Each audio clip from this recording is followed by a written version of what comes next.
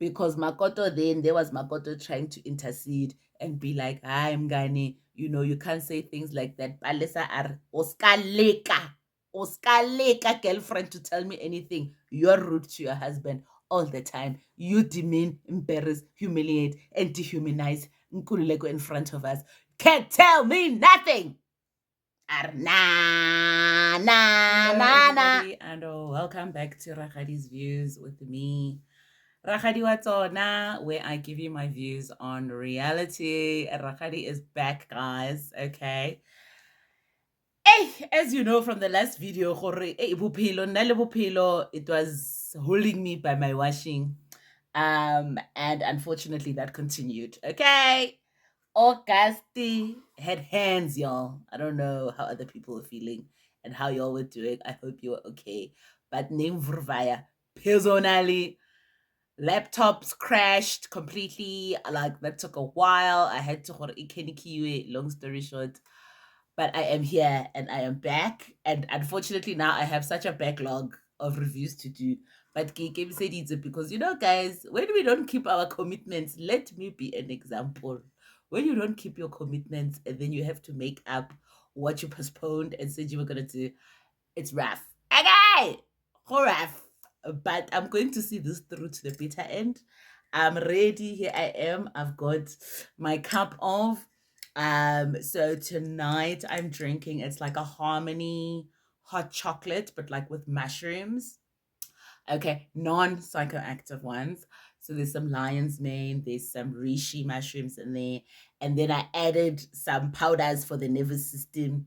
Gikense ashwagandha. I've got tulsi powder, so holy basil, and then I've also got kamu kamu, which are berries that actually give you collagen. They have very high levels of collagen and vitamin C. So if you don't want to actually take in collagen from animals, kamu kamu is a good substitute and a more natural one. So we're doing everything for the body and nervous system to just recover from the month of Augustus. And now we are in the middle of eclipse season. Welcome to it, guys. If you're going crazy and you're feeling cuckoo, it's okay.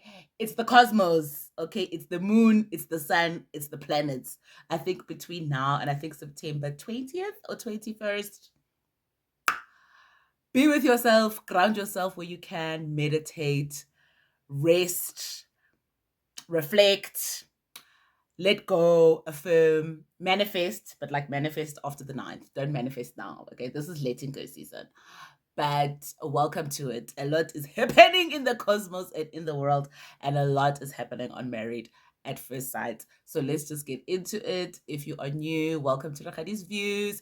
If you don't know because you're new, please click on the notification bell button because Rakadi is not always on time. I've been good, but like Bupelo. I'm not always on time, so the notification bell button at least will tell you when I have uploaded something and we are ready to go for the next episode. If you are coming back for another dose, welcome back and thank you so much for your continued support. Rakadi welcomes you all. Kele amokela. Let's get into it.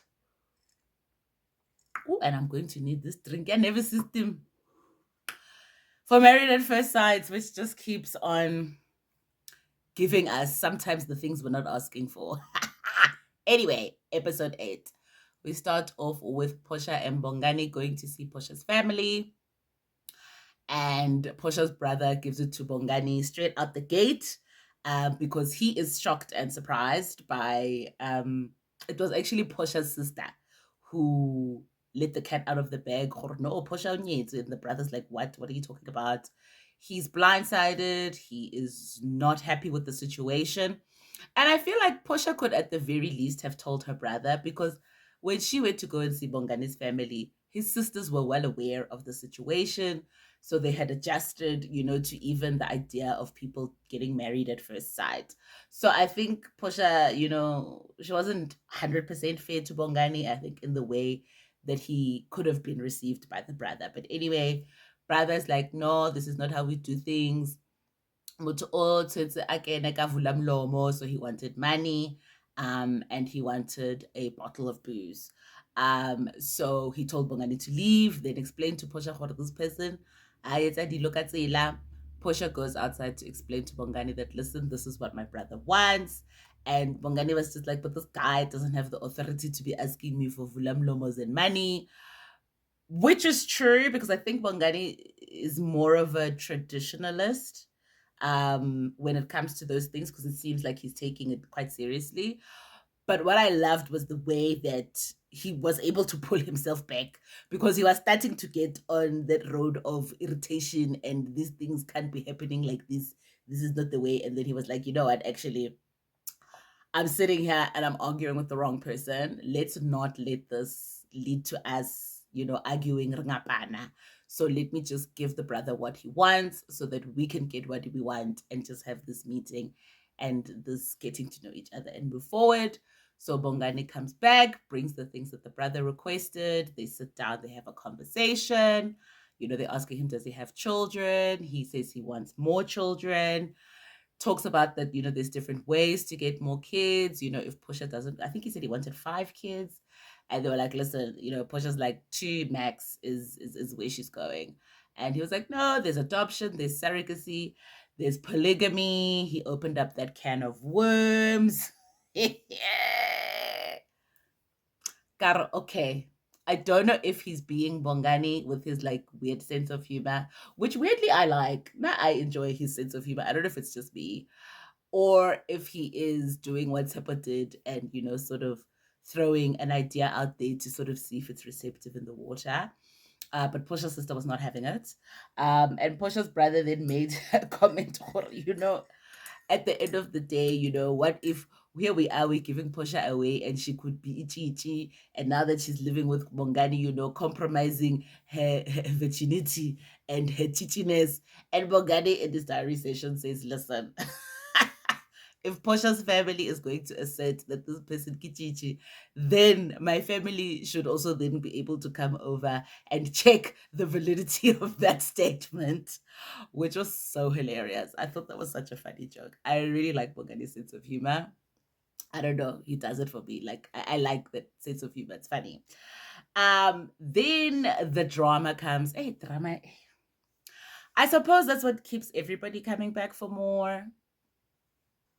So Balisa starts us off with some drama at the beginning of the episode. Once again, it's going down with Balisa and Tbo. I'm slightly exhausted. I mean, they're not really at the point of like Makoto's level of just activating my nervous system. But yeah, Tbo le Balisa, back and forth. Every week is something. So Balisa goes to Porsha and Bongani's apartment to tell them her side of the story, which is basically that Tbo did not sleep at home.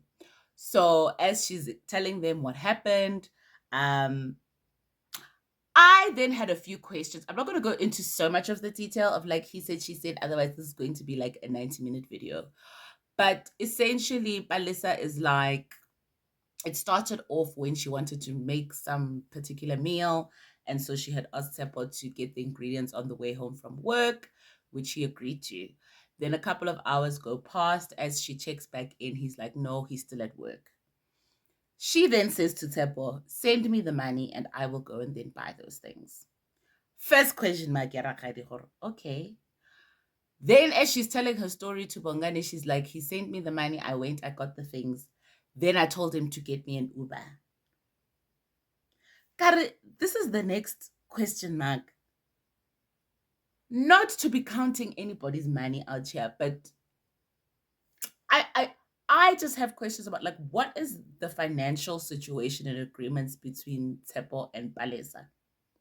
Because I think I don't know, like Balisa just seemed to present herself as like a woman who is independent and got it together and can take care of herself and I can do better all by myself. But this story was already talking about Tebo's doing this. He must give me the money to cook the food. He must Uber me to go back to the house. I don't know what the agreements and the arrangements are in their financial situation, but I just find it very interesting. Like what's going on here? Because I don't know. Balisa tells us, I think she told us in the beginning that, she's used to going out with men who have money. And I don't know if this is the then approach. But I was just like, question mark, question mark, question mark. That part of the story I was not understanding, but okay, fine. I'm not going to go into the details, but long story short, her phone died. Tebo then obviously had called the Uber, which she could then no longer go to because she didn't have the details of the Uber and her phone was dead. So eventually she walks around, she goes to charge her phone. As soon as she charges her phone, Tebo is like, I've been trying to call you. Where are you? What's going on? He's annoyed. She's like, well, my phone died. Eventually she gets home. And I think because Tebo was annoyed and irritated because of all of that, she is alluding to the fact that he then doesn't come home because of that. That's what she alludes to. She never said that. But listening to the story, I'm also like, okay, it sounds like this might be a squinchy situation, or it could just be a coincidence. But unfortunately, with Tebo, who has a very high proclivity, Tebo, who has a very high proclivity for manipulation, we can't always be taking things at face value when it comes to him. But essentially, she's texting him and asking him where is he, and he then sends her this video where it shows him and colleagues grooving into the wee hours of the morning, and then she shows the screenshots to everybody. Wa bona Tshepo le Palesa ke couple ya di-screenshots, and those are not the couples, guys. Personally, me, I give batle that couple. Please, please. We can't be sitting and chilling somewhere and then you're whipping out your phone and you're showing me screenshots about what your partner said and how the fight started. That couple, I don't want. I don't want to know. I don't want to see your personal screenshots between the two of you. It's receipts left and right every time we're meeting up about what happened between you, Limotwao. So anyway, she shows the screenshots. Tebo had sent her that, and she's like, well, what am I supposed to do with this? Tebo responds, you're not supposed to do anything. Nix. Just terrible communication from both of these people. Eventually, Tebo then comes home late. I think it was definitely after midnight. He's knocking on the door. He's trying to get in. Balisa takes that moment to record video of him knocking on the door, and it sounds like banging, and he's like, Balisa, Balisa, Balisa, open up. So Bongani and Porsha also just like, but like, so you didn't open up for him? And she's like, no, I didn't open up for him. I was scared. Porsha comes through with some sense in her diary session. She's just like, you could have just opened up the door and slept in the other bedroom and called it a night. And I was like, full stop. That's what it's sounding like to me as well. But, we weren't there when this banging of the door was happening. But Porsha, what she was saying to me sounded like it was making sense. And so I think for me, what I picked up when I was watching this, and maybe wait again, guys, it helped me. I'm coming at this a few weeks after, because when I initially watched this, also side note, this is the third time I'm recording. Third time I'm recording a review, attempting to record a review. Hello, hacker technology nenketsang. So the first, I think, review I was coming in hot and heavy. It was going to be a rant. But now that I've had some time to marinate, I think it's just showing, to me at least, that Balisa and Tebo are still quite similar in many ways. And where I'm seeing the similarity as they think like in the ways that they're both destructive, I think, to their relationships and how they tend to sabotage them. And because this is an edutainment channel, it's now I'm coming kamoya ya mohao ya mudim. What can we take from what we are seeing rather than judging the foolishness and the craziment that these two put on TV for us? What can we learn and what parts of ourselves do we see here in terms of how you might sabotage and be destructive in your own relationship? Because where they are both similar for me is that they are actually both withholding, mirrors of each other. Tebo, when he is hurt, he will retreat and then he becomes cold and he withdraws any care, love, or affection. He will show you that he doesn't care. He cuts you off with his energy, with his words. You are a non-motherfucking factor. when Tebo has been hurt by you. That's what he's demonstrated previously. But now with Balisa, I think her pattern also became quite clear in this, that she is also withholding. She withholds her communication. And then she pretends that she doesn't care as well. Because later on, we also see her giving Tebo silent treatment. We'll get to that. And she actually, at her big age, justifies in front of a camera that's rolling why she thinks silent treatment is an adequate way to behave with another human being that you're in conflict with. And I say that because for all of us, let's take a page out of that. Sometimes we are there. I can admit that sometimes you are there ungadile because you're very upset. But this does not help at all, at all. And you can see it in the way that she's in there. Empty pride from both of these people. Abasomameli day. Love is stronger than pride.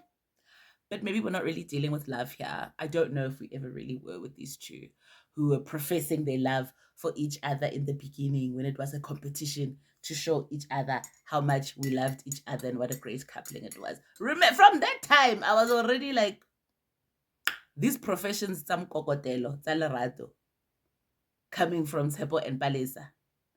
Maybe there really is no love. Probably a lot of lust.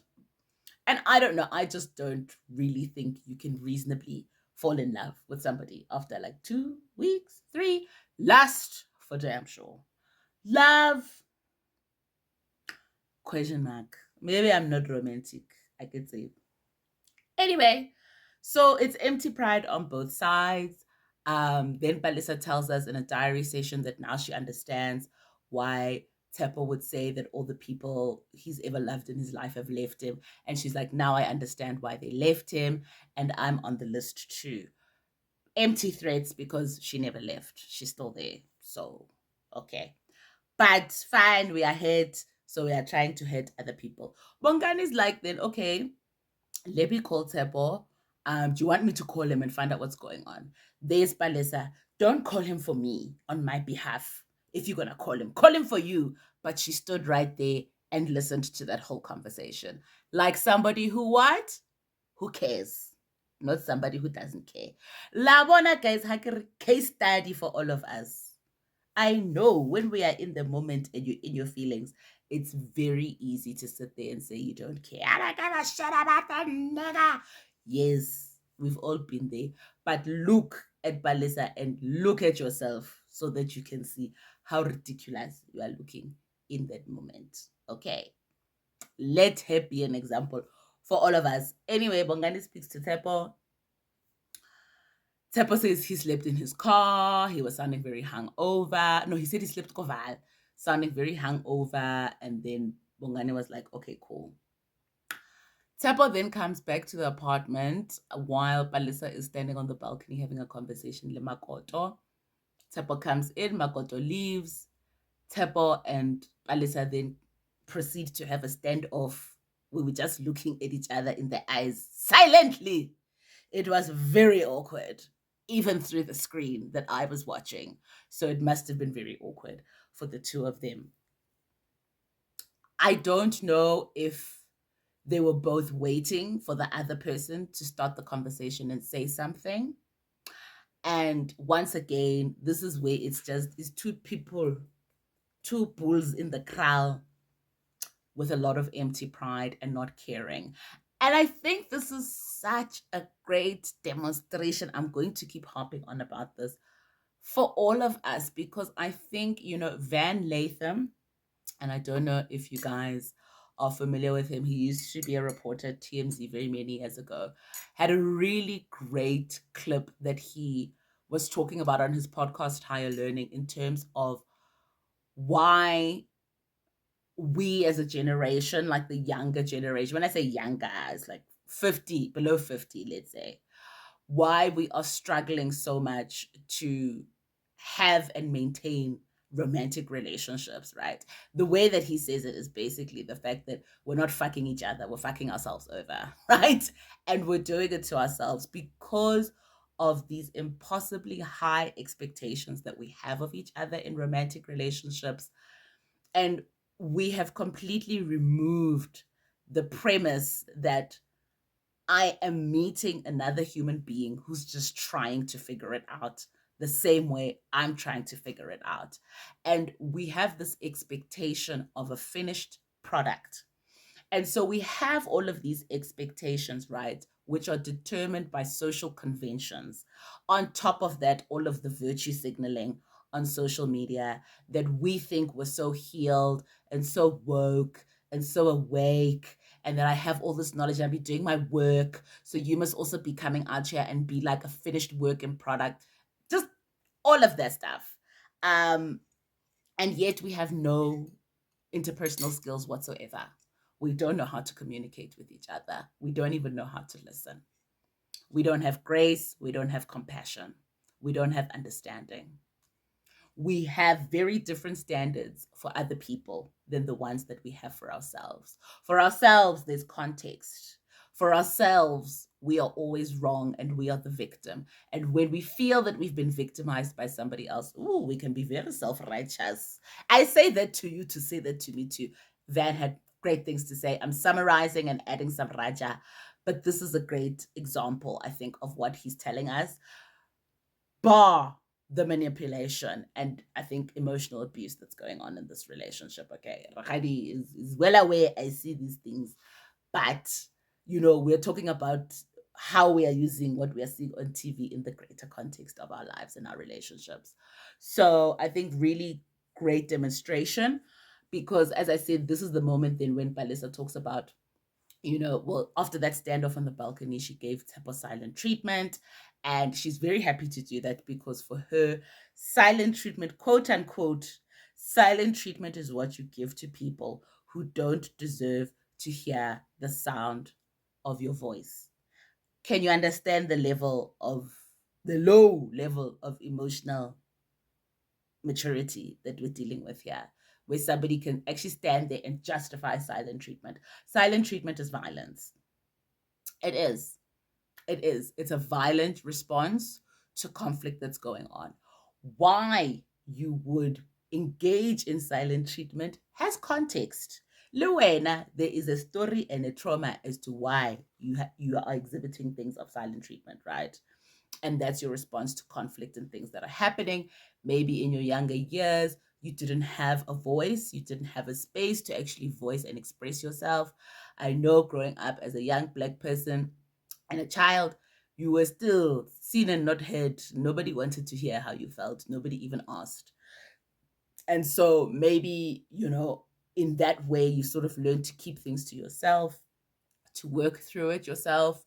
You couldn't be back talking and disrespectful. Otherwise, and so silence was sometimes the only weapon, perhaps, that we had when we were younger. And so the person who is now in the battles and the fights for Balisa is not 30 something year old Balisa, it's 6-year-old Balisa, where this is the appropriate response, silent treatment for 6-year-old Balisa, but no longer because she's a grown up.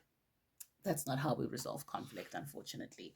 And so that's why she'll stand here looking contradictory by telling everybody that she's not interested in anything that Tbo has to say, but dying for information from every single couple to tell her who knows what Tbo said. Because after this standoff, she gives him silent treatment, he gives her silent treatment, and he goes and takes a shower. Alotlapa from the, I don't know, the sweat of the day before. She then proceeds to go upstairs to Makoto and Kulilego and vent again that this person Tsepo came in and said absolutely nothing. But she wasn't interested, right? You're not interested. So if he's saying absolutely nothing, why do you care? Do you see how contradictory we are? Sometimes we make no sense. We make no sense when we're fighting, but we're in our feelings. But this is what we look like so that we can all just see for ourselves. You guys, Tendiaka is just 5'2". These Chinese stands, I'm tired. If anybody has a suggestion for a very robust, like light stand, I don't know what they call them, the one with the light, the adjustable one, please can you drop in the comments and let Rakadi know, because guys, these ones with the short lifespans, and then all of a sudden the light starts doing this. And, rough out, yeah. So anyway, she goes up there upstairs to Makoto and Nkululeko. She tells them the story. Then Makoto's like, no, Nkululeko, come and tell Balisa what Tsepo said to you, because you spoke to Tsepo. Nkuleko's like, I didn't speak to Tsepo. Before he can even explain, Makoto goes off making this about her and Nkuleko's inability to be honest and to tell the truth.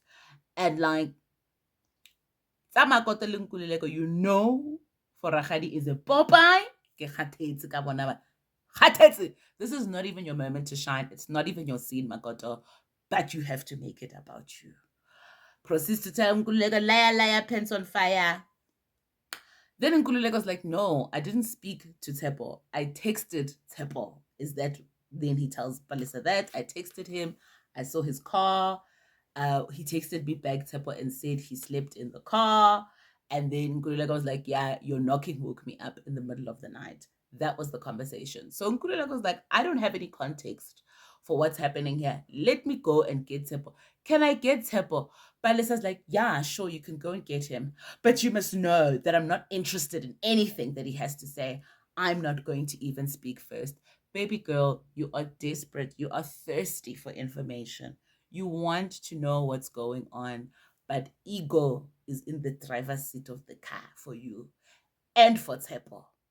But that is why you are contradictory, making no sense. But okay, people are engaging with you on this level. It's fine. Tsepo says in the conversation that basically for him, the conversation that happened between him and Balisa, where she was talking about the ingredients for cooking, that sent him over the edge. That's the camel that broke the straw that broke the camel's back. Rakadi are producers, where are the screenshots? What is he talking about?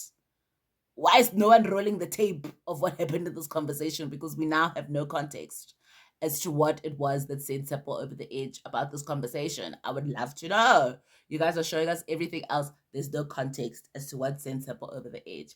And that's why I'm confused with Seppo's position, because we don't have the footage. Lekokai when we need you, production.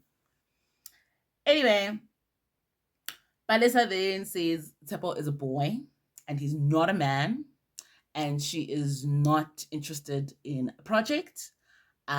She's not a Bob the Builder. This is not Build a Bear. Call another hoe. She's not up for the job. She says that he is insecure and he is not confident and he doesn't know who he is, and he just projects his insecurities onto other people. And I was like, Pot, I think you should meet the kettle, you know? Maybe not with all of the things that she spoke about, but I think when you're talking about insecurities and people projecting them onto other people, also you, Balisa, my dear. I know you don't want to hear it because I think you think you're such a finished product. And maybe that is another conversation that we need to have. You know, I don't sit in the gender war space. I don't even believe that that's a real thing for me. That's a fabrication of the internet that's trying to get people to stay mad. And also, just the intellectual level of that conversation for me is, yeah, something that's going to dumb you down for real, for real. But I think when we're talking about the ways in which we see ourselves, particularly sometimes as the gender of women, I think maybe we need to start having some realer conversations around that. And those conversations are happening in different pockets and in different spaces that I inhabit in real life and on the internet. But there is a danger sometimes, I think, when we know that to a certain degree we are evolving and working on ourselves, right? Psychologically identifying traumas, maybe doing a certain level of shadow work.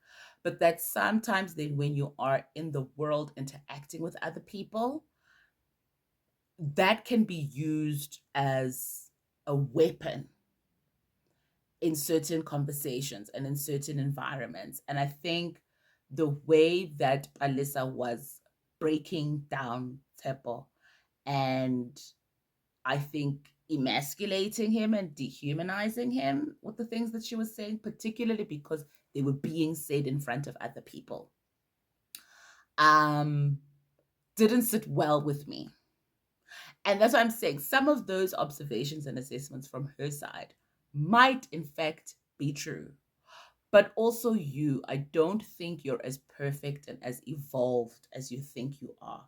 She keeps talking about how she's such a good woman, and that Tsepo's the one who's bringing baggage from his old relationships. And Tsepo is the one who is insecure. But then through your behavior, you demonstrate to us how you are actually just a mirror of Tsepo as well. And maybe you need to turn some of that acute observation skill that you have onto yourself too. Because Makoto, then there was Makoto trying to intercede and be like, I'm Gani, you can't say things like that. Balisa are Oscar Leka girlfriend to tell me anything. You're rude to your husband all the time. You demean, embarrass, humiliate, and dehumanize Nkululeko in front of us. Can't tell me nothing. Na na na na. So then we see the girls going out for a girls' night out. They made up for dinner. Everybody's looking cute and nice. So then we see Makoto telling everybody that her and Nkululeko had makeup sex, and she's got a smile on her face. She looks delighted.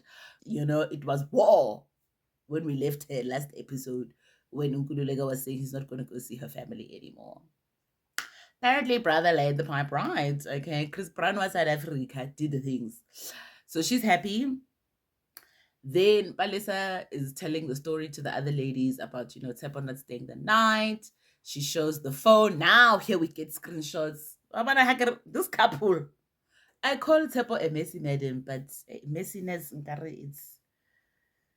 it's another similar situation between these two people. But anyway, it shows us, we're here for it as the public is watching it. Shows the images of Tsepo having left her clothes, her suitcase, and even her little mannequin head for the wig. That one took me out. Left all of that stuff outside on the balcony. And she sent Tsepo a message saying, you could have at least. What do you say? She says you could have at least put her stuff inside. And then. Messy Madam Tsepo turns out to be a petty patty on top of everything else because he messaged her back and said, if you dish it, you should be able to take it. God, Jesus, Lord. Yeah. But as some of them, this is mess express. Yo. Porsha talks about her home visit and that she's upset and a bit annoyed that Bongani was bringing up polygamy, in front of her family. And she was like, I didn't even know polygamy was on the table. Porsha, this is what happens when you give people who are not your type a chance. This is it. I opened up a little bit and then he showed his ass. So she's upset about that.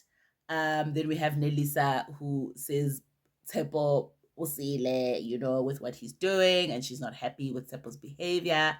And then Nelisa proceeds to try and analyze everybody else's relationship and their men. And I was like, girl, I hope this won't burn and backfire on you down the road because sometimes, keep things for your diary sessions. That's what they're there for. Then we see Tsepo and Bongani who meet. Tsepo's getting a tattoo. And asked how Bongani's home visit went. Bongani was like, yeah, there was a bit of drama.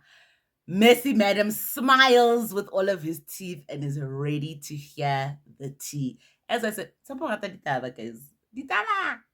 What do you have, Tasha? Bongani talks about, he mentioned, all of the different ways to have children and that polygamy was one of them.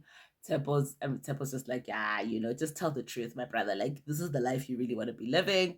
Bongani was just like, for real, I cannot handle the headache of two wives. Like, I want a big family, but two wives is something that I can't handle. I don't know if he is being 100% honest. I don't know. What do you guys think? Do you think Bongani really wants polygamy, or like, is this just him and his sense of humor? But I don't know, because he said it in two different scenes. And to even say that in front of the family, I don't know. I don't know. What do you guys think? I want to hear other people's opinions. Anyway, then Tbo proceeds to tell Bongani his side of the story, which is that he slept in his car. And he says the reason that he was knocking, he came back home and wanted to get into the apartment, and he was knocking, but like she wasn't opening. He tried to call her, nothing was happening, but he could hear that the TV was playing inside the house. So his story is that because the TV was playing so loudly, he then proceeded to like knock and bang on the door. And that's the part that we saw Balisa showing us on her phone, where it was like he really was banging really loudly, and it was actually kind of scary, to be honest. And he was banging, banging, calling Balisa, Balisa, Balisa, open the door. Tebo's side of the story is that between 2 and 6 a.m. is when he was like in and out. I don't know. I mean, if he came home drunk ass, and okay, maybe it's possible. I don't know. But that's his story. That between 2 and 6 a.m., he must have phoned her about 19 times. She didn't answer any of his calls. She didn't respond to any of the texts. She didn't open the door. Bongani then says something is fishy is going on in Tebo's house. And Tebo's story, 2 plus 2 is making 7. That's Tebo's story. Okay, at least Bongani, you are saying it. Because for Rakadi also, I was like, maybe they're editing parts of Tebo's story out, but like some of this is not making sense, you know? In my estimation, that like,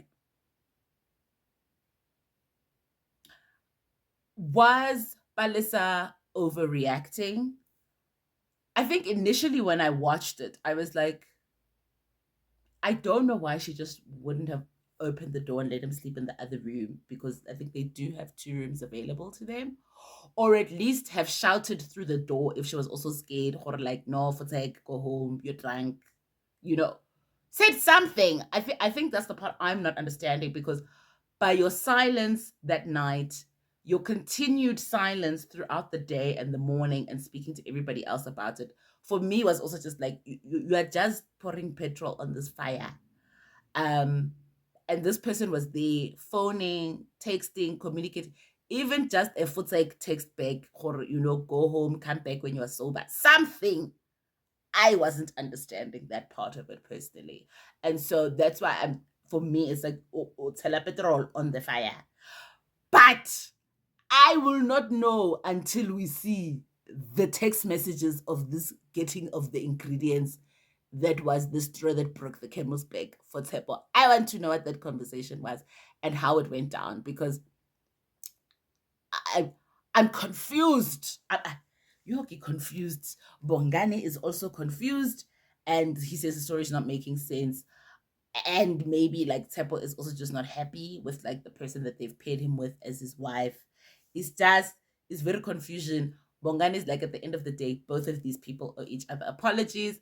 Kare, tell the truth, Bongani, shame the devil. Yes, I think they both just need to apologize to each other, but I don't know if that's going to happen. Then we get to Nelisa and Temba, where Nelisa's asking for a debrief after Temba went to go and see his children. I think the children, yeah, I think he saw the children at their mother's place. I think that's where it happened. And Nelisa's story, as far as she's concerned, is that Tebo Temba's baby mama needs to know her place, and that she's out to destroy her as Unelisa. And I was like, question mark, where is this coming from? Like, because it seems that Nelisa is very clear in the position that like the mother of his children is out to get her, is out to destroy her. It's war. And where, how did we get to this point? Even Temba is confused by Nelisa, because he doesn't understand why Nelisa's fighting somebody who's not fighting her. God, okay, I'm not the only one who's confusion. We are all confusion. Girl, what? Then he's like, you know what? he doesn't really want to entertain insecurities and be taking them as fact. If your hands were clean, Timber, I would be high fiving you here. But your hands are not entirely clean. So you can't sit there and say you're not going to entertain insecurities. Where this woman, she knows. I don't think she's going to come out and say it because I don't know if that's Nelisa's style. Nelisa seems like she's one of those women. Maybe people say they're the smarter women, not as Vanaling Mulomo. The smarter women who will see some things that are not making sense with their partner, but they won't say anything. You know, they'll let some of these things slide and choose to be happy and in love. And I believe my man. But to stand there and say that she's got insecurities when you have not been fully transparent with her and you have not told her the truth. So, on some level, even if she doesn't cognitively and factually know that you have lied, instinctively and in her gut and her women's sense is telling her, "Gore, go na le maaka mo, there's a liar and a pants on a fire." She knows. So you're going to sit there and tell her that she's being insecure, but you haven't given her all of the facts.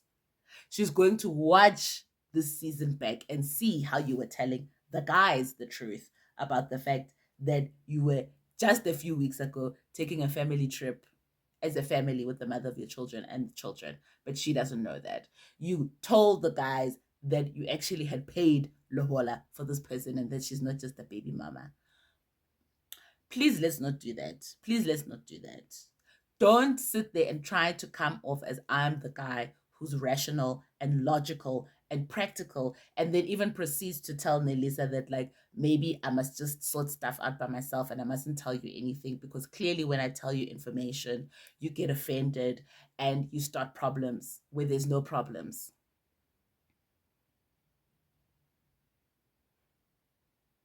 This is how people start to paint you as a crazy person, even though Nelisa, unfortunately, you're giving him a lot of material to work with, babes. You are. You are. You are. You're putting 10 on 20, you know? But she's not completely delusional. She's not completely delusional. Her gut is telling her that something is wrong here. It really is. It really is. However, what I will say to you, Nelisa, is like your gut is telling you that something is wrong. You don't have all the facts, all the information, but the energy is misdirected because I don't know why you're coming for the mother of his children, whom you don't know, whom I don't think you've even had a conversation with, except for that one where you were sitting next to Temba and listening on speakerphone. You don't really know this woman and you haven't met her. Let this be a cautionary tale to us ladies. Hore, you will only get one side of the story. Not even ladies, even the guys. Anybody who's out here. The person who is your person is going to tell you their side of the story from their perspective. Don't take that as the gospel truth, please. Because there's the other person's side of the story, and then somewhere in between there is the truth. But when you are taking up arms and you are ready to go into battle, and that this woman must know her place, and that she wants to destroy me, so I'm going to be in the war, for what? For what? Rather than telling Temba that actually I don't think you're telling me the full truth. There are gaps that are missing. There are things that are not making sense in your story. You're now coming for the mother of his children. Make it make sense. Oh, then Elisa says in her diary session that, she's worried that her husband is not being truly realistic about the problems. No, babes, he's not being honest. That's what you're picking up on. Fine. Couples receive an invitation to go on a couples retreat. And it was so nice to even see like Balisa with her short natural hair. Babe, she looks so good. If you are watching Balisa, please bend the wigs. Okay, let's bend them because also the way they are also laid with those, I'm not gonna call them baby hairs, the adult contemporary hairs, because the Khudile, shout out to Alexandra Rogers. wear your natural hair. She looks so beautiful. Oh my gosh, she looked so pretty with her natural hair. And you know me, Rakhani's here. I'm also shaved up, guys. So maybe I have a bias, but I thought she looked really great. They get invitations for the couples retreat. We see one of the experts, Utabang, going to see Bongani because Porsha's stepdad had actually passed away. And so Tabang was the one who delivered the invitation and just to check up and offer support to Bongani, but Porsha obviously was not available at the moment. And she was like, listen, I hope you guys will come. And it can be a healing experience. I mean, I don't know if it was healing because, Lord, we all saw what happened there. Um, but wanted to encourage them and support them. Bongani was like, listen, for him, it's going to be a test of character. And for him and Portia, it's going to taste, how they really can handle pain and navigate grief and a funeral and navigating families and figuring out their roles and his role and what he's going to be allowed to do and what he won't be allowed to do. But, he's very clear that he is there to support her in whichever way she needs, which was amazing. Wonderful. Lovely to hear and to see. And I think with each episode, we are seeing that I think Ubongani really is a great guy. He's a great guy, of good character from what we can see, at least for the most part. I'll say definitely, I think at least out of all the guys we are dealing with here, he seems to be the one who is keeping it real and authentic, and he's about something. Then we get to the retreat. Everyone settles into their rooms. There's gifts. Makoto's like, where is the wine? She protesteth a lot in the camera to tell us she's not an alcoholic. And I'm not saying she is one. I'm not. But Nkululeko was celebrating that there was only water. And he was like, let's drink the water. Let's forget about the wine. So Tbo and Balisa have been put in separate rooms, thank goodness, because of the conflict that they're experiencing. And then we proceed to see Balisa check into her room and just cry on the bed. And that was very moving. It was very sad. Yeah, you could see that like she really is hurt. Even though I say let's use this as a case study to understand what's going on here, these are real people, you know, and the emotions are real. The tension is real. Even Tbo, when we saw him in his room as well, he was also looking very overwhelmed and that he had like, the weight of the world on his shoulders. And, we can cast blame and we can sit here and have our theories about who started it and who did what and who manipulated whom and whom is toxic. But at the end of the day, I think that scene just went to show that like both parties lose, when things are like this.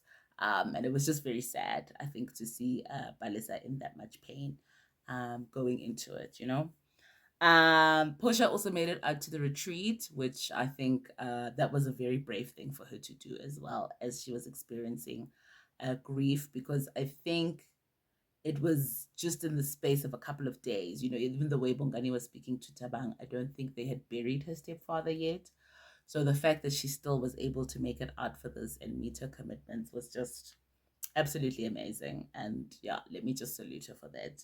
Oh, strong baby girl. But you could see that she was visibly tired, and she said, all she wanted to do was to stay in the villa and rest and not really have anything to do. So then we see all the couples meeting at like a round table for an honesty box exercise. Bongani made sure to assure us in the diary session that the questions were not posed by production or by the experts, but that they were in fact questions that were written by them as the participants for each other. So, okay, they start the exercise. I'll just do the questions that were controversial and got it started, to just try and save time. Nkulego's asked if he's there on the show to revive his acting career. Cario, there was an acting career. He says he stopped acting because the environment was really toxic and that he genuinely has come here to find a partner. I don't know if I'd say 100% genuine. Rakhadi still has a question mark. I think he is here to raise his profile in the public. I think that is a part of it. No, I don't know if it's completely 100% genuine. Yeah, I think he's trying to get followers and raise his profile. Two things can be true at once. Um, but then Makoto proceeds to interrogate him like it's the fucking Spanish Inquisition. That interrogation became an exercise in embarrassing and humiliating Kulileko, because then she proceeded to ask him which shows he's acted on. Was he a co-actor? Can he name a character that he played for Rhythm City? And everybody around the table was just like, girl, why are you coming so hard for this man? She was interrogating him. It was the tone. She would ask questions, not even wait for answers before she asked another question. Embarrassing. Uhlazo nje. That's what was going on here. Then she says, she's trying to ascertain if he's an extra. Even Expert Tabang was flabbergasted where she was sitting. We were all flabbergasted by Makoto's behavior and her round of questioning. She just broke that man down to the ground. It was very sad to see. Nelisa then even asks Makoto, like, do you have doubts about his acting career, the way that you're asking these questions? Makoto says that she hasn't seen his work. Nelisa then rebuts with, even you as an actor yourself. Expert Tabang, yes, Nelisa, I love it. I was also like, yes, Nelisa, that's the classy way to do it. Because if you claim to be the big bad actress that you are, Makoto, and Nkululeko is naming all of these things that he played, he was a Ben 10 on what show here, there, and the rest. There were a couple of shows that he said he was on. How do you not know that as an actor yourself? Which spaces are you occupying, Makoto, as an actress? And which spaces is Nkululeko occupying as an actor, if he is the liar, liar, pants on fire that you tell us that he is, Makoto? I don't know. Let's have him whip out the CV. But what she was doing there, rough. Nelisa's comment shut Makoto up. She didn't actually even know how to respond. She actually shut up and just looked at Nelisa. Hey, the games have begun. Bongani says in his diary session that like his heart breaks for Nkululeko because the way that Makoto is speaking to him is not okay. In Bongani's eyes, Nkululeko deserves better. Everybody was embarrassed. Everybody. Porsha was even like, Makoto's questions are super, super disrespectful.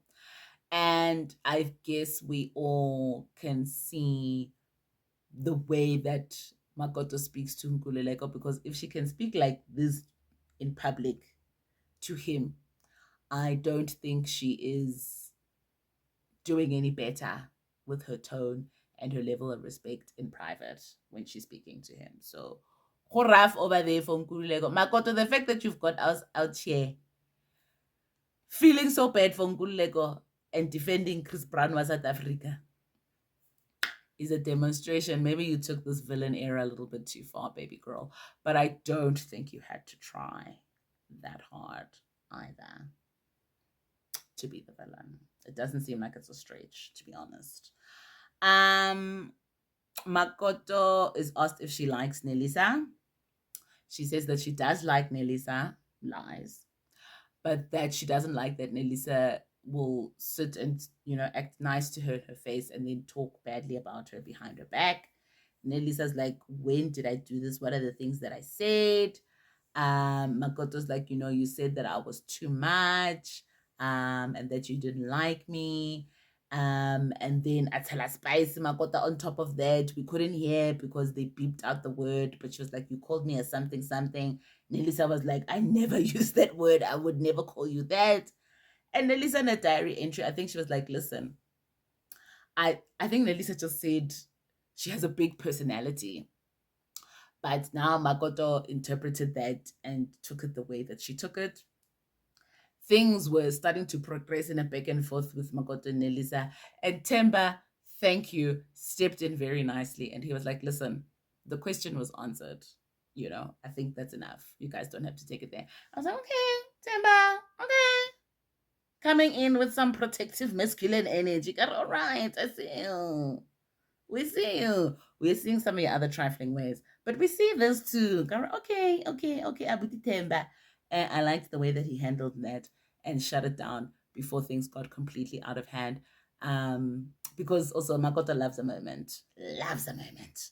And my nervous system was just shot also at that point. Then we see Tepo gets asked why he called Makoto a whore. Question: why are we beeping out the word whore? Like, I'm confused. Since when? I mean, maybe because I do cuss a lot, like in my real life, but like, is that such a bad word to be calling people hoes? Okay. Anyway, we get to why Tepo called Makoto a hoe. Makoto, because they're like H word, Makoto are whore. Career scale. Call a thing. Let's talk about it. And in this moment, I'm not even interested in the back and forth of who said what. What was interesting for me to note as Rakhadi was the manipulative trait of our Messi Madam Tepo. If you noticed in that conversation, Tepo started to, I think, one or two sentences talking about where we were and who he was with, and that he was with the Luvalos, and then turned the tables on Porsha and Bongani and asked them to clarify on his behalf what he said. Guys, manipulation is real, and we won't always be able to pick it up, and rarely in the moment, I think, unless it's something that you are alert to. But Tepo is manipulative and Tepo is toxic because he brought in Posha and Bongani into that conversation, and then the whole conversation ended up being a finger pointing exercise with Posha saying, no, but I told you, Makoto. Makoto says, no, you didn't tell me. Balisa comes to Makoto's defense and says, yes, Posha, you said this, that, and the third. Porsha denies it and says, no, that part I didn't say. That part I heard from Unelisa. Makoto turns around and says, yes, Judas, that's why I don't like you, because you're talking about me behind our back, even though we all talk about other people behind their back on a TV show, wouldn't we? I don't know. And all the time that everybody is ripping each other's heads off and pointing fingers about who said what, Tebo is chilling, smiling, silent in the cut with nothing to say because he just threw a bomb and an explosive there and let everybody fight it out without him having to explain a thing or take accountability for anything. And that's the end of the review, guys. Every time I say it's going to be a short one, I fail at it. Ke long film review. I guess I'd say about But thank you if you made it to the end of this review. I hope you enjoyed it. Give it a thumbs up if you loved it. And continue to spread love, not hate. I'll see you for the next review. Ciao.